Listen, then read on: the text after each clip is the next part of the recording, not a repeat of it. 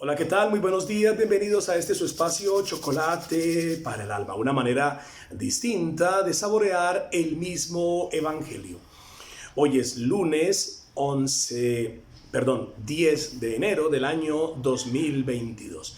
Dejemos que sea la palabra de Dios en el evangelio de Marcos, capítulo 1, versículos 14 al 20, quien despierte una reflexión para nosotros en esta mañana.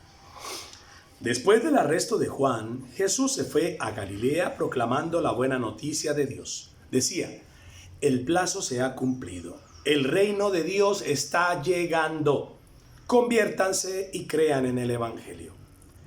Pasando Jesús junto al lago de Galilea, vio a Simón y a su hermano Andrés que estaban echando las redes en el lago, pues eran pescadores.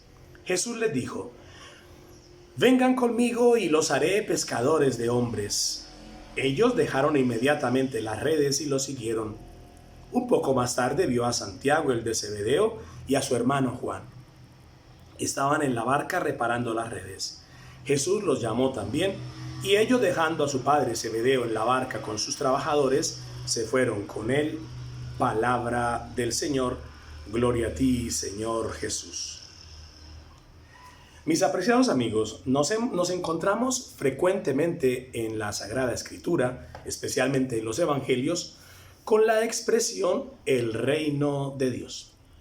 Es una expresión que toma fuerza desde el judaísmo y desde el Antiguo Testamento.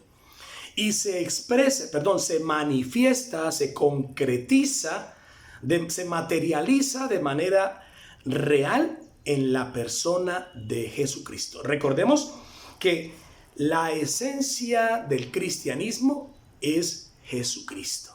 No lo perdamos de vista. ¿Por qué? Pues porque nuestro objetivo no solamente como cristianos, sino como seres humanos, escúchenme bien, como seres humanos, es el conocimiento de Jesús y el seguimiento de Jesús. Un seguimiento que nos lleva a la salvación.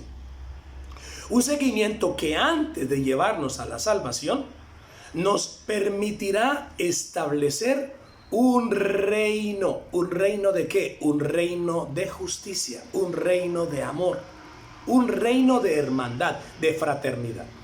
Nosotros basta mirar cualquier ventana que se nos abra para ver la situación degradante en la que se encuentra la humanidad por responsabilidad propia del ser humano, del hombre, de la persona.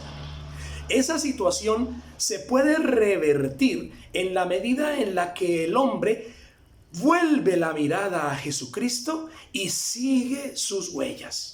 Y sigue su caminar, sigue sus enseñanzas. De ahí que antes de esa salvación que nos ofrece el Señor, hay una humanización que nos está llamando a vivir Jesucristo nuestro Señor. Repito, ese es el deber ser del ser humano y sobre todo del cristiano. Digo el ser humano porque hay muchas personas que no se confiesan cristianas, que no se confiesan creyentes, sin embargo, sí manifiestan su admiración por la persona de Jesús. En segundo lugar, y rápidamente en esta mañana, quiero decirles que el Papa Francisco no necesita defensores, y mucho menos yo voy a ser el defensor del Papa Francisco.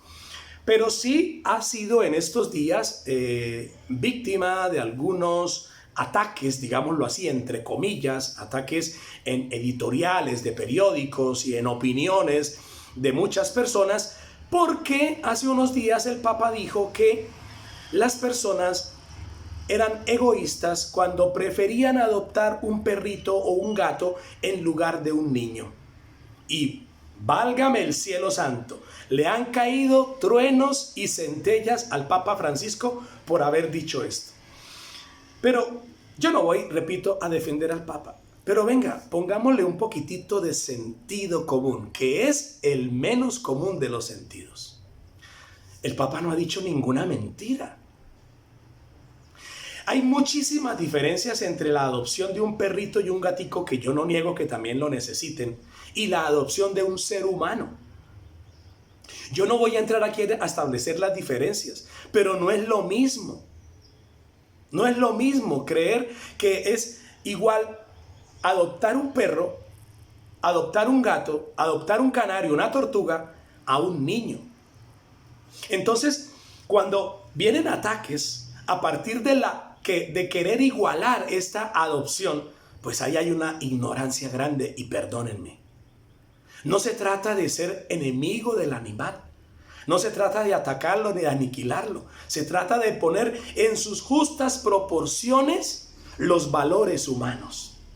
Y el Papa debe velar por los valores excelentes, por la excelencia de los valores de la humanidad.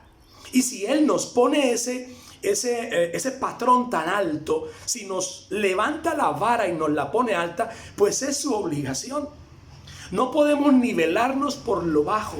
Y discúlpenme, pero estamos muchas veces acostumbrados a nivelarnos por lo bajo. Y entonces hay personas que se atreven a equiparar la adopción de una mascota con la adopción de un niño. Y me da mucha pena, pero esto no tiene punto de comparación. Entonces le llueven críticas al Papa Francisco porque nos invita, Papa Francisco, un Papa ecológico, un Papa que en sus encíclicas sociales ha estado levantando la mano, levantando la voz con fuerza por la protección de la naturaleza. Pero ahora le llueven críticas porque dijo esto. Me da mucha pena, pero el Papa está siguiendo, óiganme bien, el plan de Dios para los hombres. Y por eso nos propone ideales, eximios, excelentes. Y hacia allá debemos tender como seres humanos, porque el ser humano es capaz de eso y demás. No puede pedirnos cosas mediocres, bajas, porque en esa línea es muy fácil que nosotros, en lugar de subir, bajemos. Mis apreciados amigos, recordemos que hemos sido creados por Dios para amar y ser amados. Las cosas han sido hechas para ser usadas. El despelote en el mundo está porque amamos las cosas y usamos a las personas. Nos vemos mañana.